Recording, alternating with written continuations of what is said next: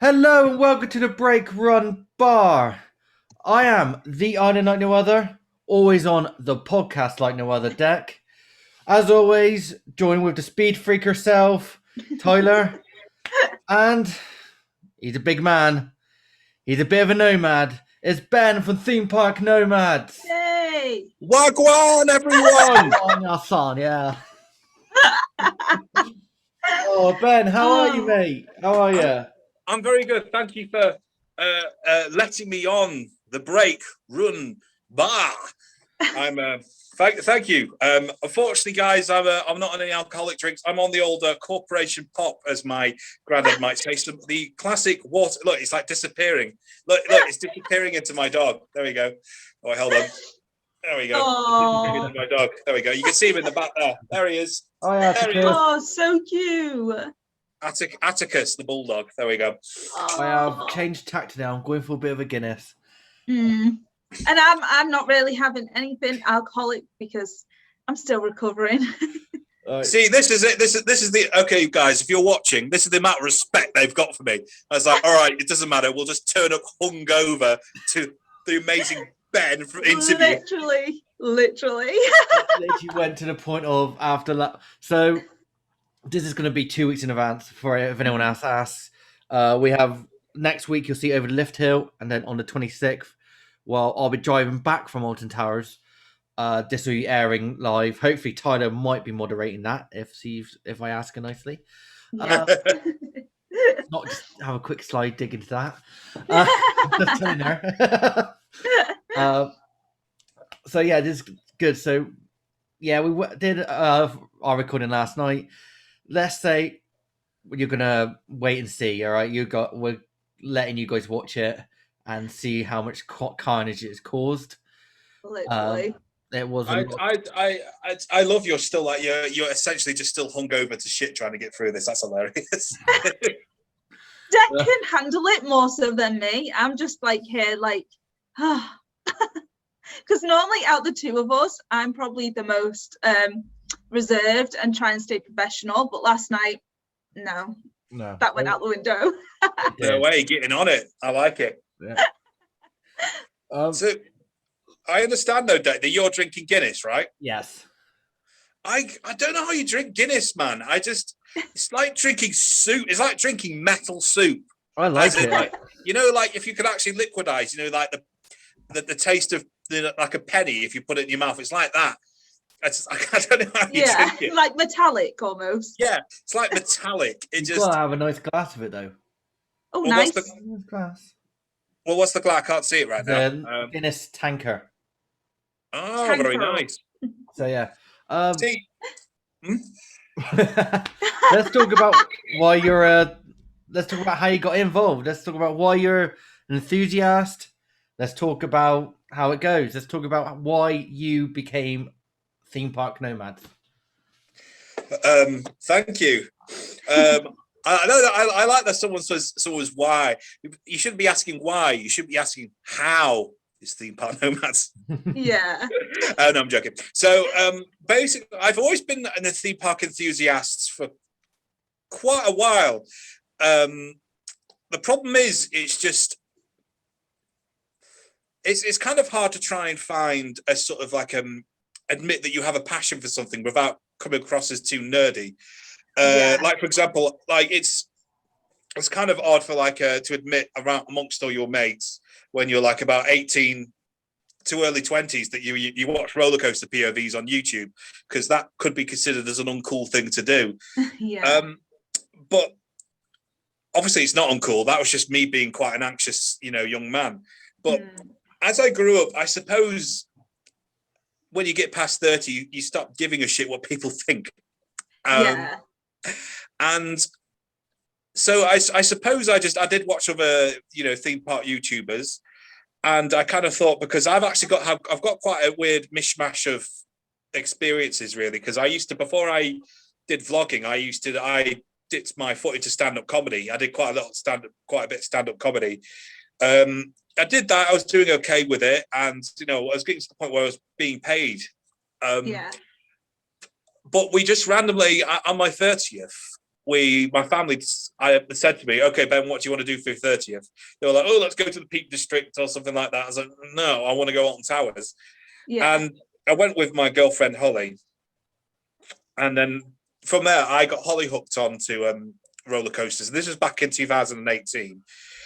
And I suppose from that, I got Holly hooked on theme parks. And then I got her into the vloggers. And I kind of thought, I'm a man with a lack of shame. I do stand-up comedy. It's not really catching up as much as it should do.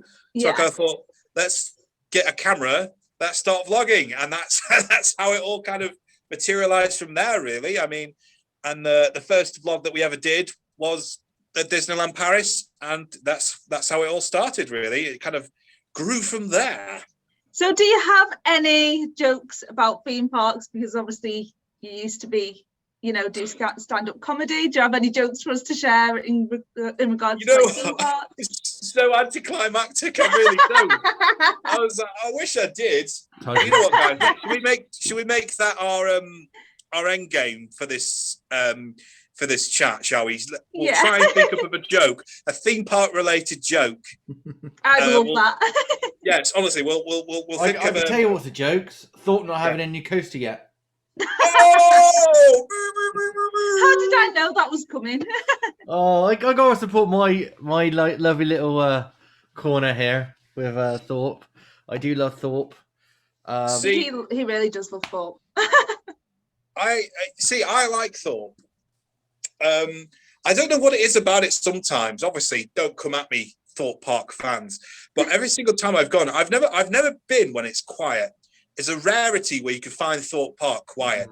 Yeah. Especially when you're traveling because I'm obviously up more Manchester Macclesfield way, and it roughly takes over just over 3 hours to drive there. And every single time we've went, it's been ridiculously busy. Even on weekdays when we go, it's just everything is on like over a 60-minute wait when we went, and it's just kind of it's sometimes that's it. That's how a theme park is. But it does suck all the energy out of you when you see like literally everything's over an hour away. I need to go when it's quieter. I'm going next week for the Black Mirror maze. Yeah. And hopefully I might change my opinion of it because I need to go when it's quiet. Actually, I remember the first time I went, I got that annoyed. Yeah.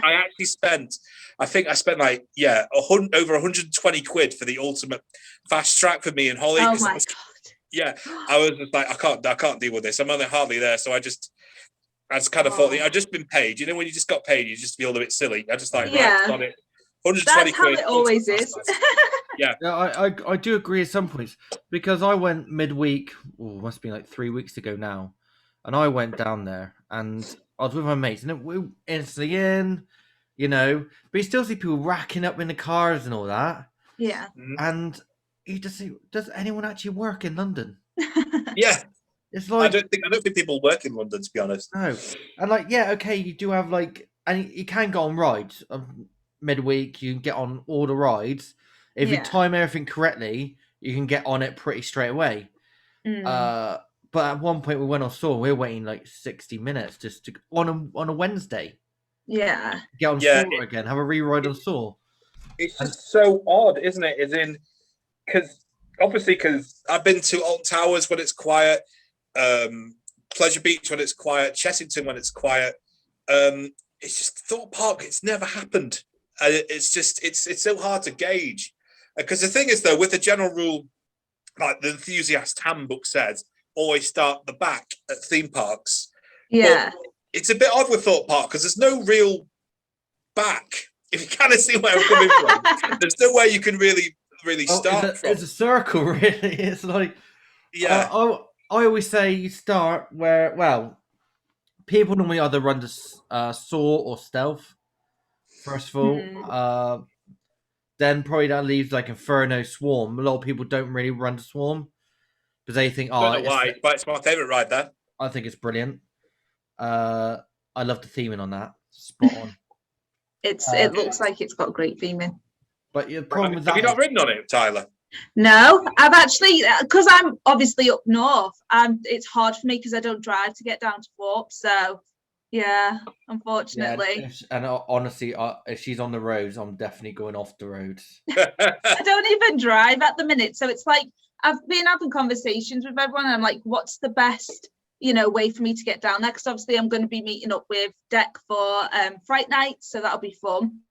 But it's like, what would be the cheapest way to get down there? Would it be train? Would it be bus? And that's just what I'm trying to figure out at the minute. It's one of them, really. I mean, I suppose the cheapest way to actually get down there will probably be like a coach or something like that.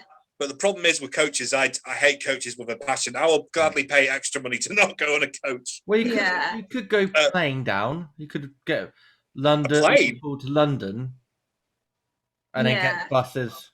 I never thought about that. Just like I just kind of thought that's just a bit grandiose, like just to get a plane to go to Thorpe Park. But you can literally, I think you could, if you go plane from Liverpool to London, use a tube to get really to the outside of it.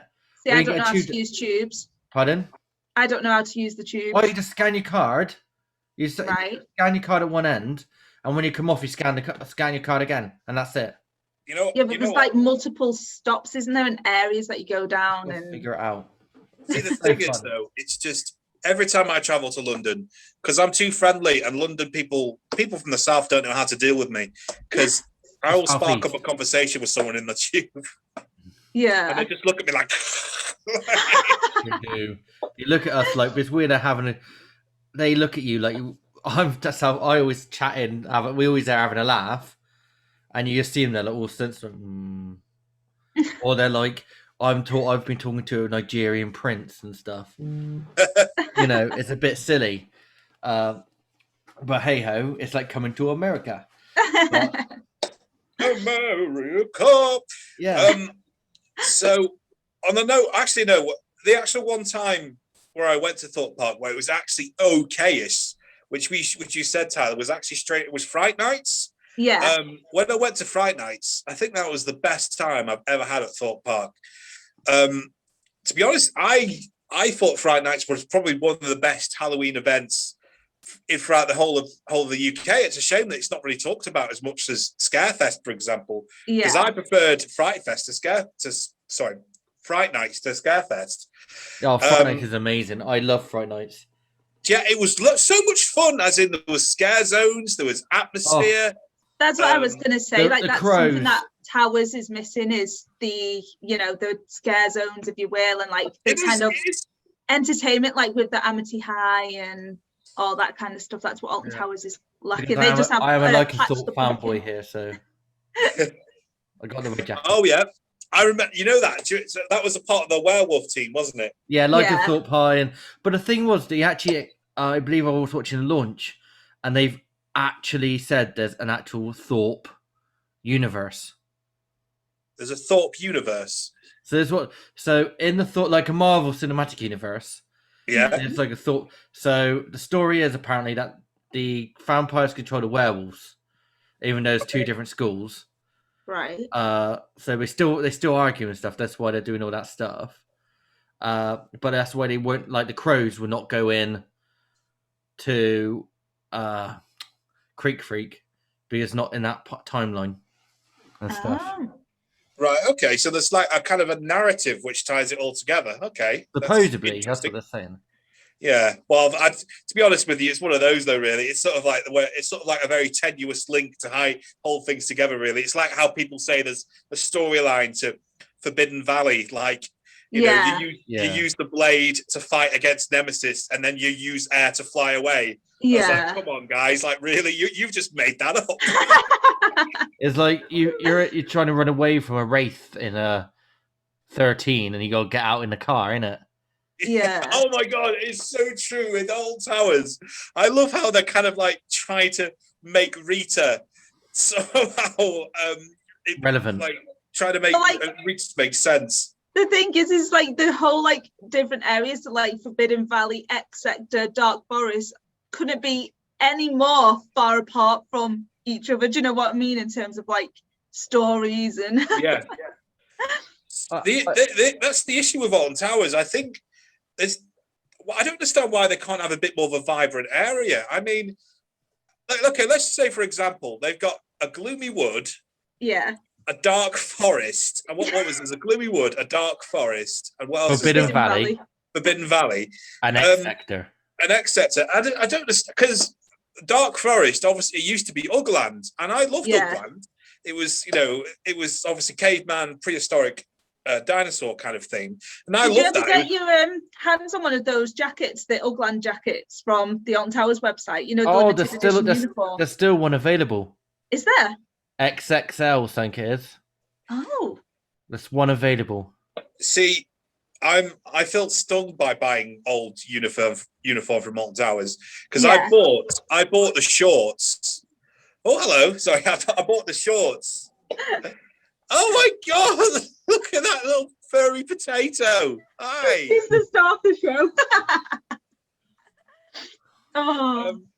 But I bought the shorts from the water park, the uniform, and I bought them XXL, and I was stung because I couldn't fit into them whatsoever. You know what? You can get the shirt as well now. Oh, can you? That. Yeah, they said they put a shirt. You get a short to get a shirt. I was thinking of buying both of them and going to Mardi Gras dressed like that.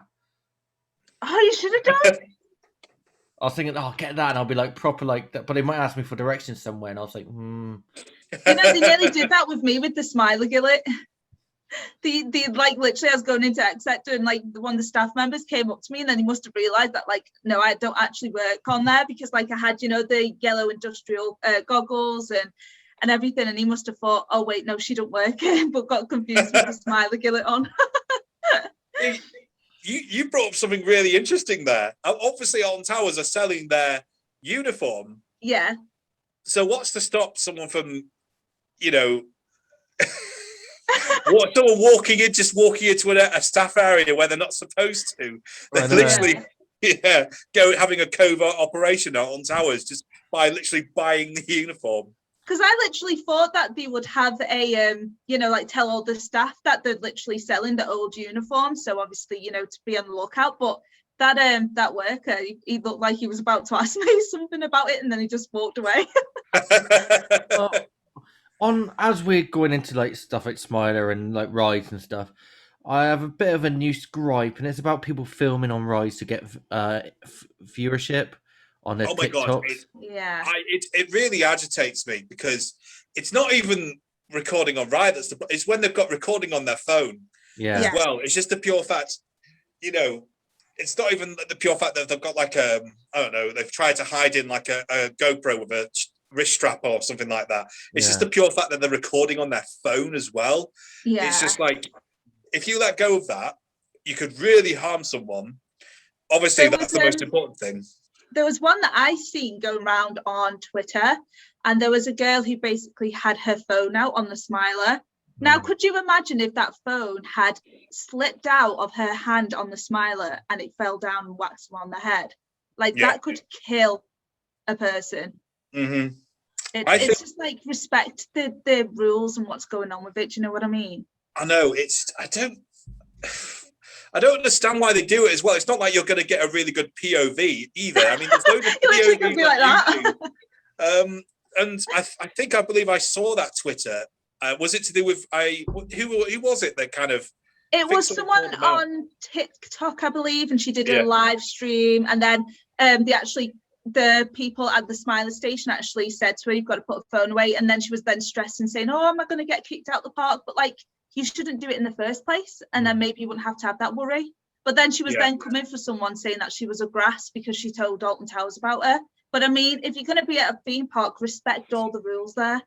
Exactly. That is a major issue. I mean, I don't know what it is. I mean, I don't know, because maybe quite a lot of people have been cooped up for quite a long time just during lockdown. But I don't know. It's really brought out some of the it's brought out the knobhead in some people. The twat. Just brought out the twat. Yeah. I mean, I just don't understand it. I mean, obviously, this is everyone's talked about this. I mean, obviously things are being eased. It's just, I don't understand why people can't socially distance. No. Don't even get me started on that. I don't understand. As in, there's literally markers on the floor. Literally, a trained dog could do this. Literally. Probably Boo can't, but... Yeah. Yeah, it's just, I don't... It's ridiculous. I feel sorry for some of the staff because Oh, unfortunately, I saw it, and unfortunately, as it was a Merlin pass holder, I saw them with their lanyards on. Yeah. And it was for Oblivion, and no one had any masks on, and it was quite for want of a better word, he was quite a gruff middle-aged man, and I felt so sorry for like the 17-year-old lad. I had to tell him, "It's like, oh, have you got your masks?" And he just said to him, "We don't wear masks." And this kid was just like, "Well, do you have what was it called? Where you do you have an exemption card?" Yeah. And it says, "No, we don't have it. It's in our locker." As obviously he was bullshitting. Yeah. And this is no disrespect to the the kid that was working on Oblivion, but that's quite a confrontational thing where it's just one guy and all his family. Yeah. And obviously they just let them on. It's such a massive shame that which people aren't just following the rules and willing to intimidate people like that. Because he was actually saying it's such an intimidating tone. I just don't understand it. There's one time when I went to Pleasure Beach last season, I think it was, towards the end of the season when obviously they just opened up from the lockdowns and stuff. And we was going to go on Avalanche, and literally there was someone in the queue for that wasn't like literally following any of the rules. And like hats off to Pleasure Beach, but they were right on it. They was like, right, if you don't put it on this last time, then you're getting chucked out of the park. And it was really, really good because like that's what you want in a park as well. Do you know what I mean? Like you want to feel like they're doing everything they can. And like you say, hats off to Pleasure Beach for that because they were bang on it.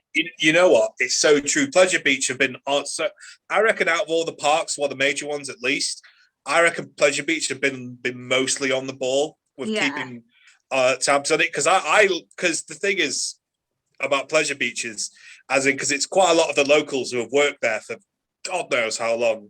Yeah. And I think they've got a bit more, I'd say, for want of a better word, sort of passion for working of what they do at Pleasure Beach. So they are a bit more honest with people. Yeah. I think as well at like Towers, obviously like if you compare it to like Pleasure Beach and stuff like that, I know so many people go to Pleasure Beach, but Towers and like Thorpe, you tend to get even more, do you know what I mean? People come in. And I think as well at like Towers, there's quite a lot of like younger workers as well. And I mean, I totally get it. If I was working there, even if someone said to me like you have to be on the ball of it, I would be like, what's the word, thinking like, are they going to have a go at me? Is it going to be confrontational? The anxiety is definitely there because you don't want that confrontation. No. At the end of the day, you're not trained to deal with confrontation. You're not a security guard, are you? Yeah, exactly.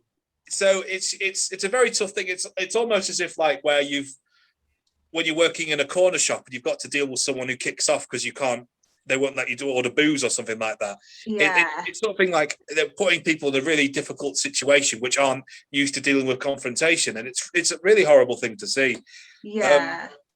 It's awful. It really is. I must admit, Chessington has done good with their COVID stuff. Like they've put like fence panels, bit of plastic over the top and stuff, just to try and keep the distance in the cowpen queues. Yeah. But then there's still got the idiots. Yeah, I had a group of girls, me and my other half, we were at Chessington. We're going on have a rerun of Dragon's Fury. So we were in the queue. The group of girls like trying to get close, and I was like getting a bit annoyed because like they should be backing off. Yeah. I said, so we're on the corner. They had to wait, and I was like, "Come on the corner." So stay on your spot. There's a virus here. I don't want to get it. You guys aren't wearing your masks. Yeah. Stand on your spot. And all of them turned around, but one just looked at me like, yeah. Yeah. And then she turned around and walked back. And they're just taking a piss all the way through. So they're trying to make jokes about it and all that. Like, fair play, they're staying to the spot. So I wasn't having any of it. And I kept going. And my missus was not paying attention to me. Yeah. Yeah. So one had a bit of plastic sheet, like hard plastic. So as like they walked past, I went, smack! And my missus looked at me and went, "You're just a twat." I was like, yeah, pretty much. But hey ho. And then, but the people in front of us, it's quite weird because they were on there. They didn't have masks on. Mother, dad, and boy, they have masks on. Now the dad didn't go on, but he went, "Oh, you can have this card." Right. They didn't have to wear a mask on the ride. So now they're sharing stuff. So it's like, how can Everyone It's else has just to wear a mask. Why can't you? I understand that people are exempt, and that's fine. The But- thing is like no one likes wearing masks, but it's more Right, of the hate fact them. that like to protect, the staff there, the workers there, to follow the rules. Like if you are going to go to a park or anywhere, whether that's a supermarket or wherever that requires you to wear a mask, you're just going to have to do it unless you have physically got something where, there is something up with you and you can't, wear them. But otherwise, like you've got to go there and just do it anyway. No one likes wearing them at the end of the day. But we have to, otherwise we won't have any fun. Do you know what I mean? You still have fun anyway in the coasters. I don't necessarily think that the masks affect your ride experience or nothing like that. I think they not at all. enhanced it on stealth and Rita, so my face didn't look like a twat. But yeah, I don't. But see, I like wearing my mask because when I see people, I think like I know in like Tesco or something like that, I've got an excuse to not stop and say hello. I know. I mean, I think that's the worst when you see someone in Morrison's. You've got to have that kind of forced conversation. You're gonna say, oh hi, yeah, oh yeah, we'll organise something after lockdown's finished, and you know you won't just because you're antisocial. But Yeah. like, I wear my mask and just pretend I didn't see you. There we go. That's a good thing. Another thing that is a bugbear for me, and it's just a little bugbear. Hang on, if I can remember it now, I just literally had a brainwave and I forgot it already. Is people queue jumping. Yeah. Fucking annoying me, that is. I know we're now on the fact that we're talking about queues and idiots in queues. Yeah. But open day at Thorpe, and this is like the best thing I've ever seen, right? Right. Go on. So it was me, Sam Costello, and Dylan. We were there in a queue, Yeah. and everyone started getting more towards the entrance of Saw, and then people started getting in front of us, and I was like, that was fine. And they said, "Oh, can you move across here, please?" So we're outside the old Saw Alive, the old Thorpe Bell, near that area, waiting to go in. So doors open. So everyone's like walking in, obviously, and being very safe to me. 3 girls decided to they just started chatting. 2 of them said, "What are you doing? Can't do that. Can't do that." The other one thought it'd be fun just to walk straight in. Whereas the whole group said, "Get the fuck out. We've been waiting here. Out." And they're like, "What?" I was like, "Yeah, out." Everyone so they say, out. And it's like literally, they're like, "Oh, sorry." And she just started laughing, walking off. I'm thinking, I would be so embarrassed if that was doing it. That's the issue where you get to someone who doesn't know how to deal with basically someone like that who's so used to doing what they want throughout their lives, and then when people do actually get confrontational with them, they're not too sure what to do, so they'll just laugh at you. Unfortunately, that's how people have grown up. But well, let's not talk about this day and age, shall we? We're going to go right onto that, and that's a whole can of worms that I probably will have to close my. But yeah, so what would you claim you love most about theme parks, though? I suppose I'm a big lover of immersion. I suppose. My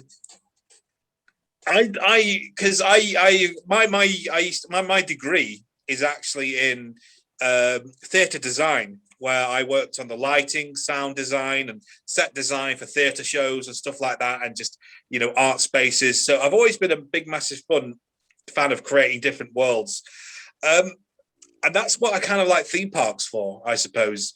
As a general rule of thumb, although I do like roller coasters, I'm more of a theme park enthusiast rather than over a roller coaster enthusiast. Kind of see where I'm coming from. Yeah, I'm more of a theme park enthusiast. I appreciate the theming and the aspect to every ride. And I do like the rides, don't get me wrong, but there's some rides I just don't want to be around. Yeah, but the theming is on point. Yeah. I suppose that's really kind of like what I love about it. Really, just I like feeling immersed. I enjoy the escapism. Because the problem is, I feel like there is a level of snobbiness when you actually admit that you're a theme park enthusiast. Because everyone kind of thinks it's an immature thing to do. As I'm in my 30s now, and everyone thinks it's immature. I don't understand why it's considered an immature thing to do. Because I completely agree with you on that. It was one of the reasons why, I have 2 kind of separate social media accounts, if you will. So I have my YouTube where it's for the kind of girly side and my other side, and then I have TikTok, Twitter for the side of roller coasters, because like I've had so many people that have negatively commented on it, and kind of don't understand the fact that it's a real thing, and that it's just like, do you know what I mean? It's and that Oblivion is not a vertical drop, and so apparently Oblivion, I had this conversation with like a GP. Apparently Oblivion is pretty much vertical because it just goes straight down. And I'm like, yeah, but it doesn't, it's not about the way that it goes like down. It's not even at an angle of vertical. But his like argument to me was that, have you seen it? It just goes down. So I was like, yeah, but it's not going straight down. So honestly, the reason why it's not vertical is back when it was made, they didn't have the suspension for it. Oh. So that's why nowadays, all the new ones can go like that, because the suspension is so much better nowadays. But that's not fine, But the theming, let's be honest, the Dark Sector, X Sector theming, it is very good. It is. It's meant to be better. It can be a lot better. Controversial opinion. Usually quite a lot of people disagree with me with this one. I don't think Alton Towers has the best theming. That's Swarm at Thorpe. Pardon? That's Swarm at Thorpe, best theming. Yeah, it is. I mean, that's a step in the right direction. Actually, I'll take back what I say. I think Wickerman and Swarm are steps in the right direction. Yeah. But have you noticed there's not a huge amount of consistency of theming throughout all of Alton Towers, really? Forbidden Valley is supposed to be like a dystopian kind of future. Yeah. And there's nothing really there. There's like there's a drill and an engine, and there's like obviously next to Nemesis there's like what is it, like something tours where that bus is. I forgot what it's called now. But that's essentially it. There's a little bit of theming where Ripsaw was. Yeah. But if you compare it to theme parks like Fantasialand or Efteling, I mean, they're not really that well themed. Don't get me wrong, they're going in the right direction with Wickerman, Swarm, but I kind of want more places where it does actually fully immerse me. I do enjoy Inferno's queue line, and I do enjoy Saw's queue line. In all fair, I do enjoy them, especially if you go to extended queue line on Saw. I think you can see a lot more the traps and stuff as you go along. And you do actually see some props and stuff. Yeah, I really love the Smilers queue line. I just love the way that you just look up and you can just see like the trains dueling, and it is cool. Like that. Have you seen what the Smiler could have been though? Yeah, I've seen some of the concept, was it? Concept art, yeah. Yeah, of what it should have been, and that would have been a lot better. I have to agree. Like I prefer that they went with that.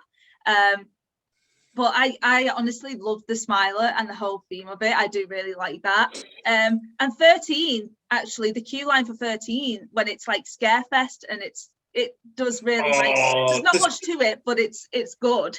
13 though, I mean, everyone raves about the Wickerman night ride and the Nemesis night ride.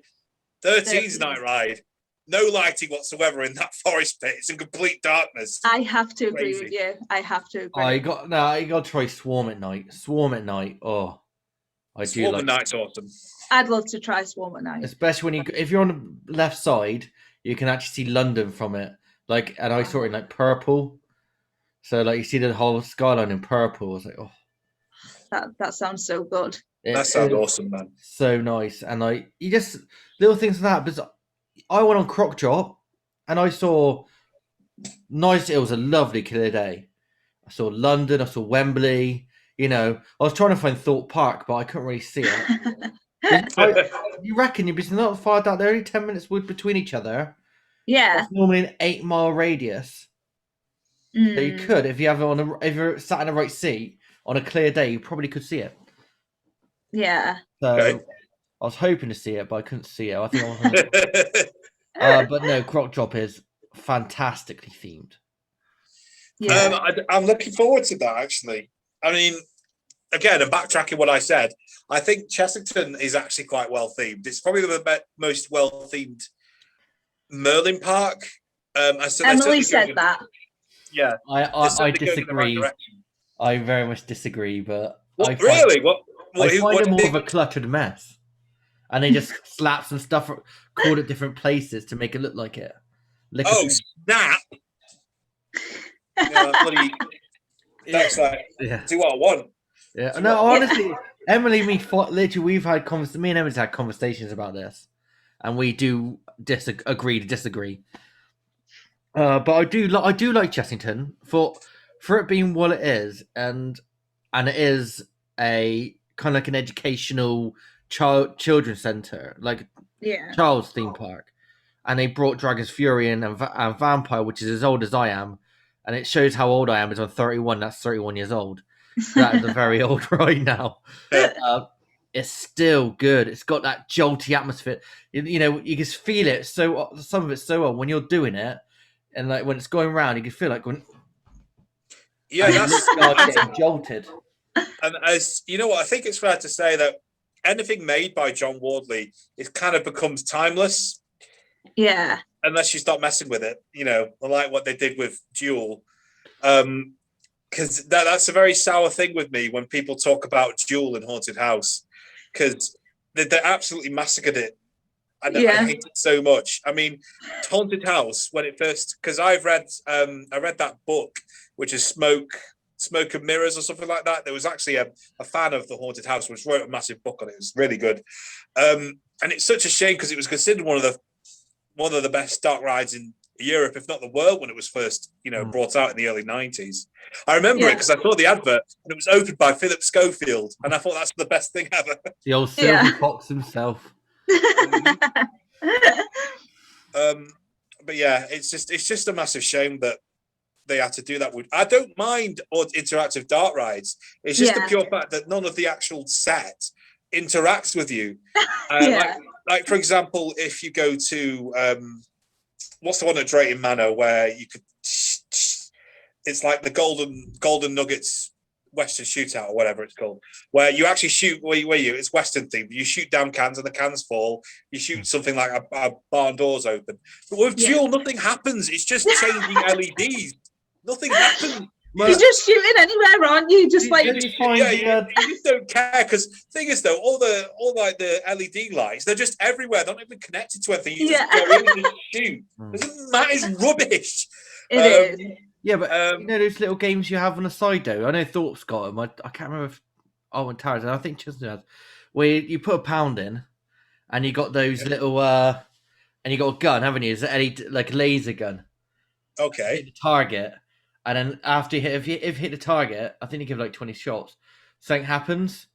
It used to be things to come out and spray water back at you. Like if you hit a barrel, a cowboy would come out and spray water on you. Yeah. I remember, I don't know whether they were at Alton Towers or somewhere else, but I think I remember them. I do love their golfing challenge at Alton Towers though. The golf, they're golfing, they're crazy golf. No. Even though that is very good. Does need a lick of paint every now and again, to be honest, some of the places. But they did one. I did it 2019. They had the island. They had an island, like a very small island, like kind of like shaped to bounce balls off, and a flag in the middle. Oh, I remember this. Yeah. So I said to me and my mates, "Oh, 10 quid, I'll give you 100 balls." Right. Yeah. I do play a bit of golf myself. When I got 2 minutes spare, I got a good swing on me. Hit the driver quite nicely. Bit bad on my short game. But I'm there hitting it a couple of times. I must have been there for like 20 minutes, 2.5 hours. My missus just sat down there like that. I'm like, can I have another go? No. Because if you get it in, and you pretty much got to have it spot on. £1,000. Wow. 1,000, yeah. That's how hard it was, because you cannot bounce it off the green to roll it in, because the bounce, if you hit the side, it will just bounce back off into the water. So you have to hit it kind of like bang on in. So that's why they don't really. I don't think I've ever heard of anyone actually doing a hole-in-one for that one. I don't think I've ever heard of anyone. No. The amount of money they must have fleeced off people, mental. Yeah. I think I've seen 3 winners. I saw when they had them on there. 3 winners. Oh yeah. But then again, you think about it, that's just like luck. That's just literally pure luck, isn't it? Yeah. Mm-hmm. I mean, I would love to do that again. I thought it's just really good for me. It was really good fun. I even got my missus to film my swing to see if I could do anything better at the same time. So she's like, film. I was like, can you film me, love, so I can just see if I can get anything better. You know, I don't. If it's back, I might actually do it at Mardi Gras. I might just see. Oh God. You know, I'm going to. Let's talk about Mardi Gras. Actually, let's talk about one thing. Right, so it's not 7:07. Yeah. In the UK. Like we got international viewers. In just under an hour and a half, there will be the brand new ad for Black Mirror Labyrinth premiering on the Oh, no way. website, on the YouTube channel. I believe I'm going to actually do a reaction video to it. Ooh. Oh, awesome. So I'm going to be looking at it, watching it. I'll probably film myself look like an absolute idiot. But at the same time, it's going to be really cool. That'll be good. Tyler, Ben, you're more than happy to come in and join in. Yeah. Okay. I would. I will do a breakdown because I do love looking at these little Easter eggs and stuff. This is the first time I've ever done it. Yeah. So I'm going to see how it goes, really. So what time's that? 8:30. 8:30. Greenwich Mean Time. Which, let's be honest, it's not going to be 8:30. It'll probably be a bit later. Yeah. So on and so forth. But exciting. Yeah, I'm looking forward to that, dude. Just because I'm looking forward to what they're going to do with that. Really, even though it's just a case of Thorpe Park just slapping another IP on something. I mean, I wonder how much sort of Charlie Brooker has been involved with making this. You know. Yeah. I heard there was a lot of involvement. Really? There was a lot of involvement. I don't know, from the Black Mirror people anyway. Okay. From what I've gathered, there was a lot, and I mean a lot of involvement. They wanted to make it as authentic as they can. Right. I've heard stories that it could be something to do with White Bear. Okay. I heard it could be something completely different. And apparently it fucks with your mind. I'm down for that. I mean, so it's sort of akin to how much Darren Brown was involved with his Ghost Train, really. Which is rumoured to be changed this year. Really? Well, I think they'd have to change it anyway. I mean, I believe it's the same with the COVID thing. I think it's the same like there. Yeah. But I hear it's I think the storyline's the same, but it's just different aspects. And yeah. I don't know too much about it. All I know is that I've heard it might change. It might have a bit of a change into it. Which is cool. Which is very cool. Again, now we've got time going on at a certain time. Nowadays. What else is there? I don't think there's much else. Wally's Bum Way. Pardon? Wally's Bum Way. What is Bum Way? What's that? Granny to what? Gangsta Granny. Oh. Wally's Bum Way, I think. I believe that's what they call the street name. Wait, Dick, will I be experiencing that with you? Are we going to be going on that when we go Mardi Gras? Oh, I wasn't planning. I was going to get my driving license down at there. Cloud Cuckoo one. Be in the car. Actually, no, I didn't really think of it. Yeah. Yeah. I mean, I'm going on the Monday for the actual grand opening of Gangsta Granny, so looking forward to it. I'm looking forward to actually a really decent dark ride, which is going to be introduced. Yeah. To be honest, I will be seeing you at the opening day of Black Mirror. Black Mirror. Yes, Queen. So I got loads of people. I'm hopefully going to be speaking to Park Spill there. Park Spill. Yeah. Sean. Yeah, Sean, I'm sorry about last night. Why are you apologising about last night? Because our newest member, Emily texted him, said, "Will you do the podcast?" I've already spoken to him, said he'll do it, and we just talk. Like, you know, we that's fine. But she just texted him drunk, saying some stuff. I don't know what she said. She was completely. She was wasted. I mean, As we all were, kind of. You know, I'd love to do this again if you guys just want to just get pissed and talk bollocks. I mean, if you want to have me on again, I'll just like get absolutely wankered and just like talk bollocks with you. I don't mind. Do you know what? That is actually how we wanted. The thing with this, like, and I say to everyone, I know I keep going on about my podcast before, probably after. My thing is, you're at a bar of mates. Yeah. And at the moment, well, fact that one's in Macclesfield, you're in Macclesfield, Ben, Tyler's in Liverpool, and I'm down south here in the Redneck area. Literally, it's all different, isn't it? And none of us can meet up all that, you know? Yeah. And this is, for me, my kind of release about the theme park community. And I have my rants. Like, I haven't even expressed my rant having an influencer post on the theme park chat. Oh, I was the very first person to go on Black Mirror today. Who was that? I don't know. Some influencer, and I was on Instagram. And I was like, are you sure? Are you not just saying that to get likes? Yeah. Because it seems like it's... And I think, honestly, that should be maybe Jack Silkstone. Handful of people that are in the community that should get the first dibs on that. Because to have someone like that, you know, and if they're not, I don't know, if they're not a big fan, I mean, playing devil's advocate here. I mean, I suppose at the end of the day, what Thorpe Park really want is to build up anticipation for the park.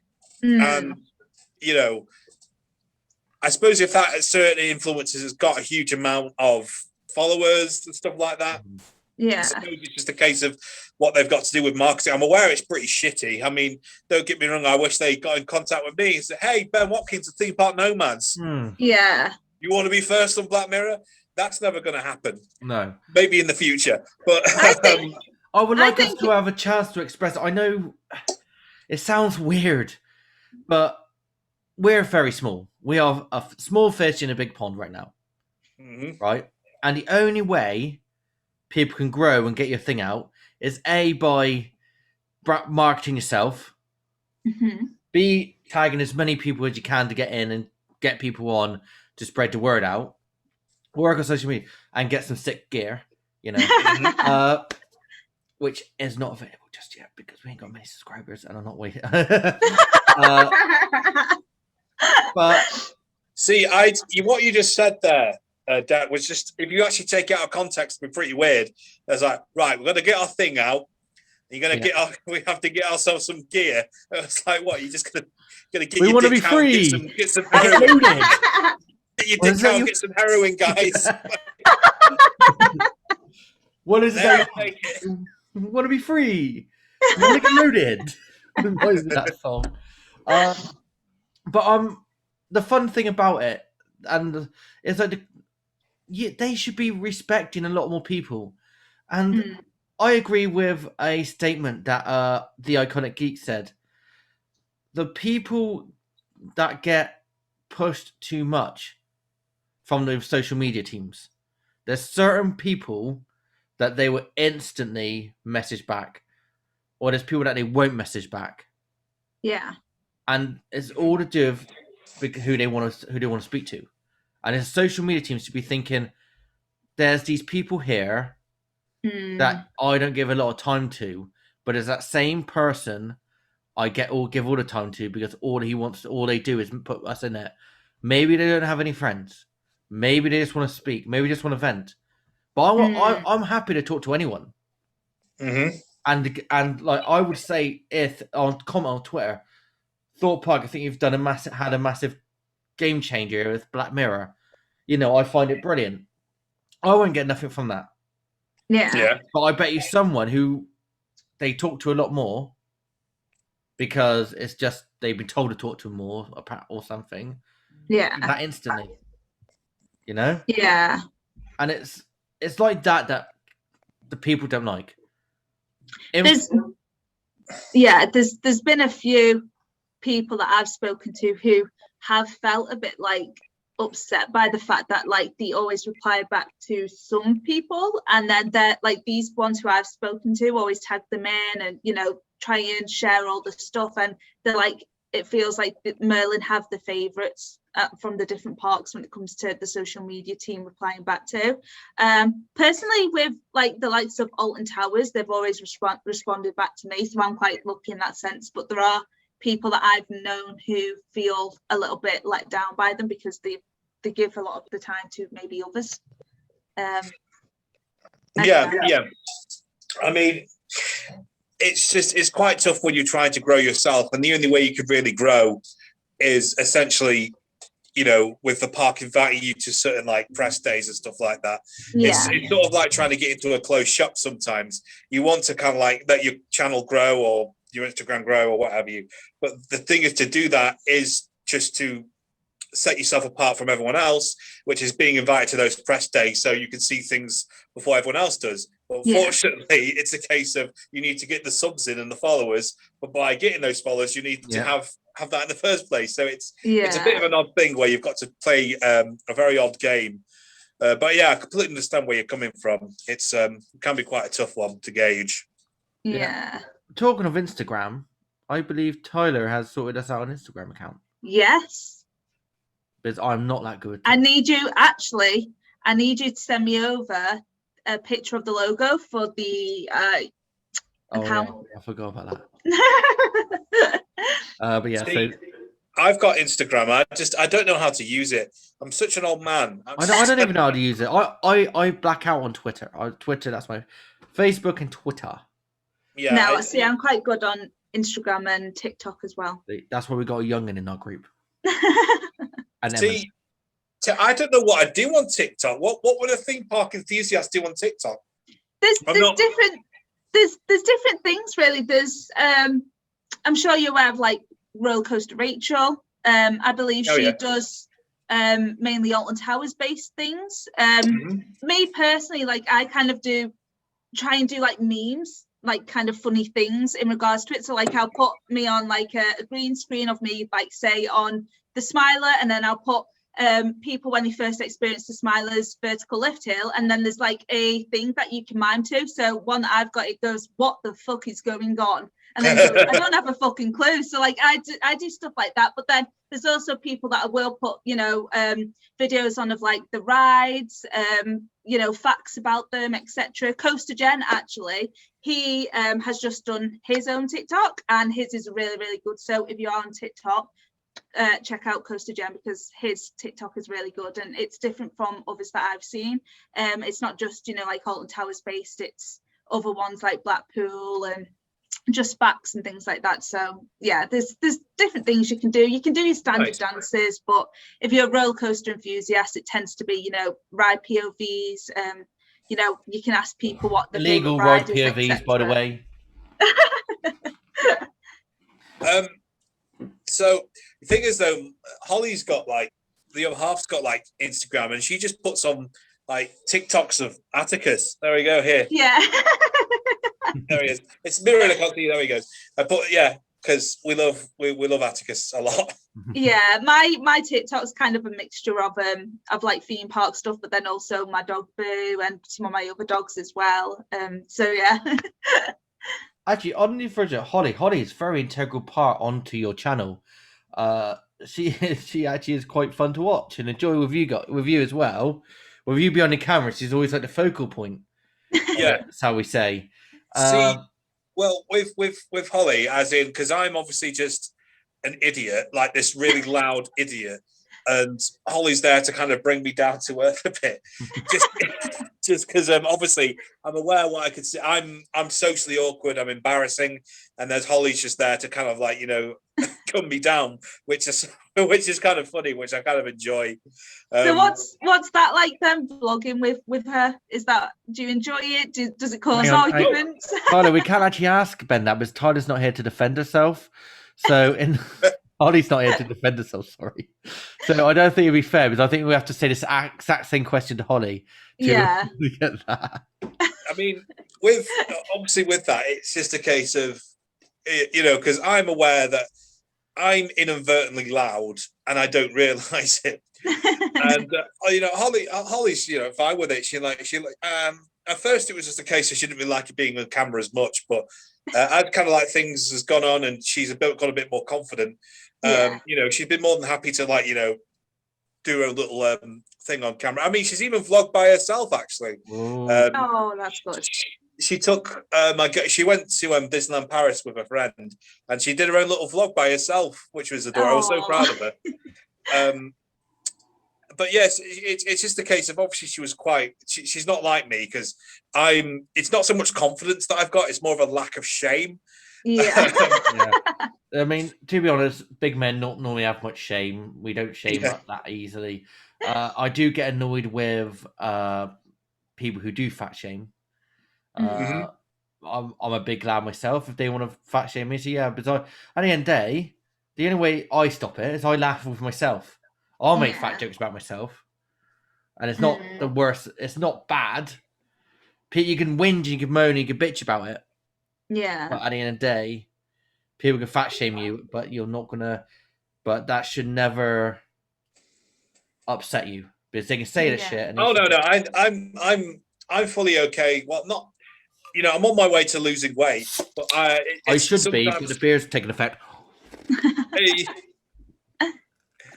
But it's just the pure fact that I have been knocked back on a couple of rides in the past. I've had to do the walk of shame. The worst was when I was on mixtape and I couldn't get on mixtape. And I don't know, he must have not worked properly for Merlin, because I got this Eastern European guy who did not mince his words whatsoever.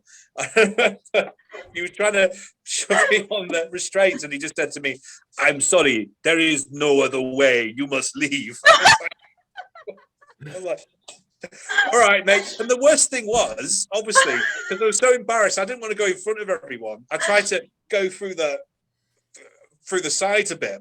Yeah. And there was fencing there, so I couldn't leave. So the guy on the microphone had to say to me in front of everyone, "Sorry, mate, it's not that way." And I had to go through it all. Oh, no. And then the guy at the gate was just saying, "Oh, do you just not want to ride it?" I was like, "No, I'm too fat. I couldn't fit on it." For God's sake. Yeah. Oh, bless. I think somewhat. I watched your video about being a big guy at theme parks and restraint wise, and you were saying B&M's are one of sometimes the worst. B&M's are the ones. What the good thing about B&M's is there are bigger boy seats. Yeah. But I've certainly found that B&M's are probably the most, at least what I could find, probably the most unforgiving. Because I found I've as a general rule of thumb, I've never had a massive problem with Intamin stuff, any Intamin Blitz or anything like that. Taron's a dream. Mack Ride coasters, obviously you've got Icon at Pleasure Beach. Never had a problem with Icon. Aerodynamics, no problem at all. Even the older ones like the Big Dipper and stuff like that, they're a breeze to get on. I've just found B&M to be one of the. Well, also as well, Gerstlauer. Never had an issue with Gerstlauer. No, Gerstlauer, because it's all. I don't get it, because they don't have the seatbelt. It's all electronic, isn't it?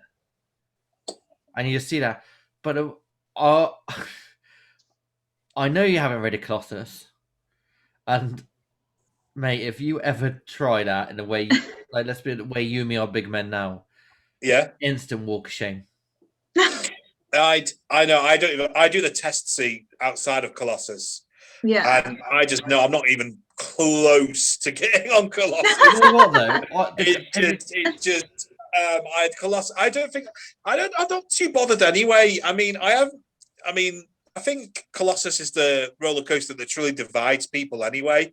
Because some people love it, some people hate it, some people say it's too rough. So I'm not really too bothered about not going on it. When I first went to Thorpe, out of all the coasters anyway, Colossus was sort of like lowest on my radar. What I really wanted to make sure I got on was Stealth and Swarm. Yeah.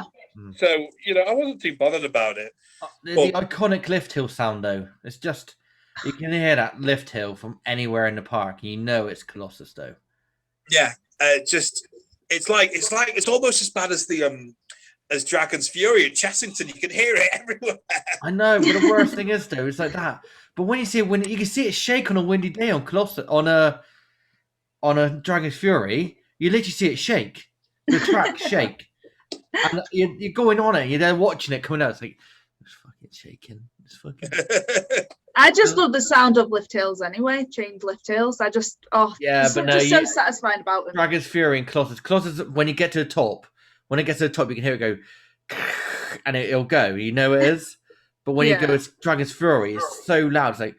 I know, it's just like a motor, isn't it? Yeah. I mean, my favourite lift hill sound has to be the big one. I completely agree. Yeah. You're literally holding Mr. Funshine there. Yeah. Yes, he's not wearing it like last night. No, last night. That's another thing that I only remember from last night's podcast, and it was wearing Mr. Funshine for the outro. That's the only thing I remember.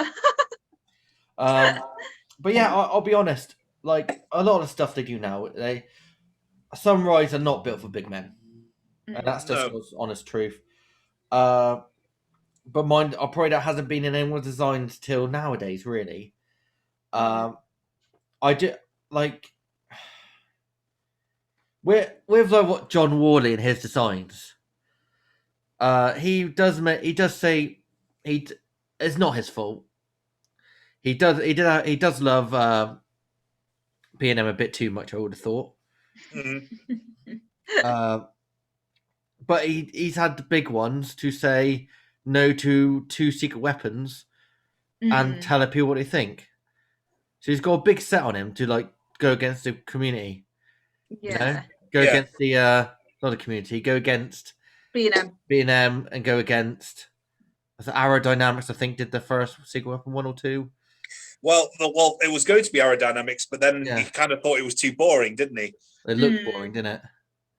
Yeah, so he ended up with B&M Invert, which has ended up being Nemesis. Yeah. Because he had such a good relationship with B&M at the time. Obviously, then went on to Oblivion. He kind of helped out a little bit with the Swarm as well. You know, he's done other stuff, like for example, where he did Megaphobia as well, which was, I think it's the CCI coaster. I think I've not ridden on that yet. I want to, because it's not just B&M that he's done, but I mean even Dragon Khan, which is another BM coaster, which is in Portaventura. I suppose he does have a kind of a relationship with B&M coasters, really. Yeah. He's such a good guy. He knows what he's talking about. Yeah. I remember his book is really good as well. Oh, what was that? Sorry, Tyler. I just said his book's really good as well. Have you read that? I have indeed. Yeah, it's good, isn't it? Have you done? I don't read. Oh. Well, you know what? If you don't read, he's got there's an audio book of it on Audible where John Wardley actually narrates. He actually reads it for you. Yeah, I just want to have a beer with him and just go and actually speak to him properly, like have a chat with him. Yeah. And see what he feels right now about the state of the theme park and stuff. I remember when I met him on Nemesis's 25th birthday. Oh yeah, what was that like? Oh, he was lovely because I read the book by then. Yeah. And I really wanted to confirm the story which he wrote in his book. And basically the name of Nemesis, it was just him and the head of the marketing at the time. They were just getting drunk off Southern Comfort to come up with the name, didn't they? Yeah, I remember reading that part in the book. Yeah, so it's just a case of like, usually nowadays is like a huge massive board of a marketing team and seeing what's popular, but no, it was just 2 men getting absolutely pissed on Southern Comfort to think of a name for this coaster, and they just said, "Oh, it have to have cis at the end," and they just came up with Nemesis whilst they were just getting pissed up doing shots of like Southern Comfort, and I just think that's the best thing ever. Just the pure fact that one of the UK's most famous roller coasters, the name of it was named whilst people were getting absolutely sloshed. That's just I think that's amazing. I believe that's what actually happened. Was it? It's either a cup of tea or with a pint.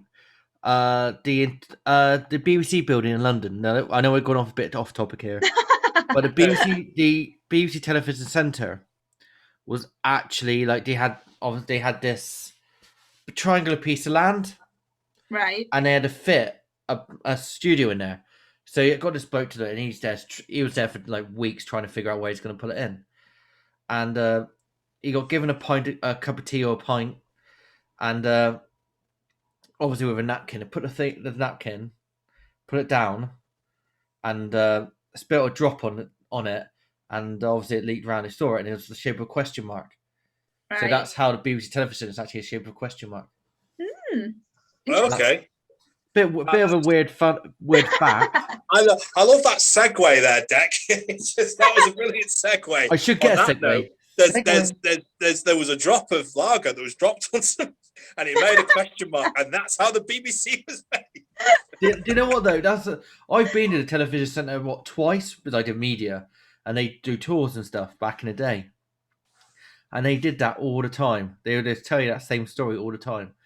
It was either tea or beer, I can't remember, but that's how they create. That's how it created. It was like really weird how something so small, like getting drunk, finding a great name. It's like when you get drunk and then you're drunk and we should start a band together, kind of like thing, you know, like and it just makes everyone the simplest things make people make the best things. They do. This board of directors, none of this like I wouldn't say PC, but none of this like we go check everything to make everyone happy. Yeah. It's just how I find it. Sorry to say. No, it's fine. It's fine. That's a good. I don't. I'm all for like political correctness and stuff like that, but I think some things should be just like John Worley, market director. Let's get smashed and choose something. You know, it's all good for the person. But it is what it is, and how we get on with that. So we're going with rides. Is there a ride you actually really want to go on that you would love to go on? Well, there's loads. It'd be disco. Yeah, sorry, I'm just playing around with my ring light. I think there was a shooting outside. There was a shooting outside. Yeah, well, I do live in Macclesfield, so. Obviously the most obvious one is probably Velocicoaster in Orlando. Yeah. That's one which I've heard like amazing reviews of. I mean, I've looked online about it, and yeah, some people have marketed one of their favorite roller coasters in the world. I have actually watched a POV of it as well. Well, have they managed to get a POV? I was going to say it. Has there been one? There has been a POV of it. Give me the details right now. I just found it. I'll have a look, and I think. Sorry, Tyler. What are you threatening Deck with there? Just my phone. Oh right, okay. Sorry, it just. I can't see threatened. I'm waiting for her to send me the link of it. I'll try to remember where I found it to. I just found it, and he had front row and all that, so he actually filmed it all, and it was really good. It looked really good, but they did miss one trick, and I don't mind that. I think night rides on that would look epic. Yeah. Definitely. I mean, it's an Intamin Blitz, and obviously there's Taron, which is currently my favorite roller coaster I've ridden on, which is an Intamin Blitz, and I like that model of roller coaster. So I'm looking forward to what they've done with it. Yeah, and my other sort of like bucket list coasters are probably maybe the Voyage, which is in Holiday World. Really want to go on that. What else is there? Yeah, I'm actually going. I'm in California. Hopefully, we can go in California, which is at Knott's Berry Farm, which is Ghost Rider, which looks like a classic wooden roller coaster. I'm not gonna lie. I've got loads of bucket list coasters I want to go on. I'll have to go to Dollywood. Lightning Rod. They got quite a few coasters there, haven't they? Mm-hmm. So it'd be quite interesting to go. It's not one that people don't really say much about, really. You always got your Six Flags and your in America time. A lot of people I hear don't say about Dollywood quite a bit. But Dollywood looks really good. Obviously, Six Flags. I'd love to go to Six Flags. I'd love to ride Steel Vengeance. Steel Vengeance. I rode. Have you been on that? No, I've not been on it, but I've been on an RMC. We went on Zadra and Zealandia. I liked it. I can't help but feel like, oh God, how do I say this? it was a bit too psyched up for me. There was too much hype around it. And it was amazing, don't get me wrong, but it didn't live up to the expectations. Yeah. Hopefully when I do eventually ride Steel Vengeance in the not too near future, when we can actually go to Cedar Point, I'll make my judgments there. But yeah, I'd say Steel Vengeance is definitely one of my bucket list coasters as well. Yeah, and for me as well, Red Force, that's another one. I love launch coasters anyway. As Deck and probably people who watch our channel a lot, just look I'm at our shirt. a lover of launch coasters. I absolutely love them. I do. I like launch coasters. Launch coasters are awesome. Launch coasters are the way forward. I mean, I think parks find it easier to theme them up, and I think they take less room rather than actually going up a normal lift hill. So you'll find, I think, launch coasters are going to be the new norm. I do like the old style. I do like a lift hill. Really much like a lift hill, but it's instead of like, it builds up the anticipation. Yeah. So you see, like, you're going up, and you see it in Swarm. You're going up there. You're going underneath the control station, right? And you're going up and up and up, and you have a great view of the Thorpe. Anyway, on that thing, you have a great view around it if you look around. Just a Swarm Island. Yeah. And you just literally turn, and you just see it. You turn, and then if you're at the back, it's brilliant because you're just getting chucked straight down there. Yeah, the dive loop is like that dive loop on the Swarm is probably one of my favorite elements in the UK. Yeah, really good. Back row on it. Oh, it's just. I've done front row on it, but front row it's not as fun. I find it quick. Yeah, I found with a lot of B&Ms in this country at least. You know, you've got Nemesis, obviously Swarm. And to a certain extent, Oblivion, that back row is the best place to be. Don't forget Inferno. All over. Yeah. See, I find on Oblivion, for me personally, front row on Oblivion is way more intense than back row. I feel like I can feel the force. Obviously, you're going to feel it more on the front row, but like that whole heart dropping into your stomach feeling is just something else on the front row for me for some reason, and I just don't know why. It's probably because like what you can actually see, because obviously you do stop there for, well, you hardly even stop there at all now. It used to be a case of you stop there for at least a second, but now it's like maybe even quarter of a second that the brakes stop you in Oblivion now. But it's all down to the psychological aspects of Oblivion, because it's slow on purpose. As in, it could actually go around when it obviously gets to the top of Lift Hill. It does that slight turn. It could go a lot faster if it wanted to. But John Wardley actually made it slow on purpose for all the build up and the anticipation and like to go with it.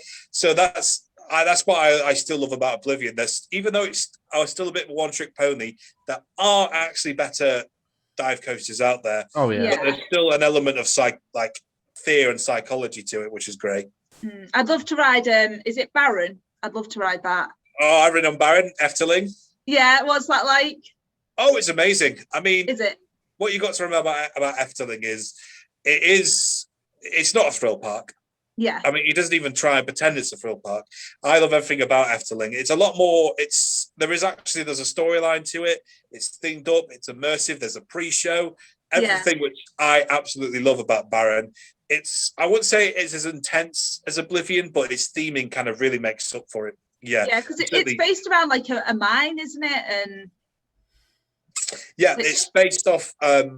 Basically, it's like an oil baron who's found some gold, and he's found out the gold's cursed, so he's sending down you into the mine, but it's protected by the Wailing Women or something like that, which are ghosts, and that's the general sort of storyline they're going for.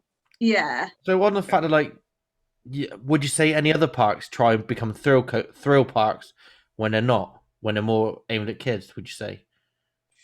I mean, I think the most biggest obvious one, because at the moment thrill coasters are just getting more and more popular.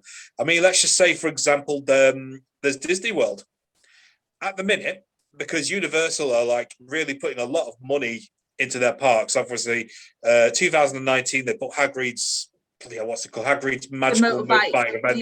yeah. And now obviously they've got Velocicoaster.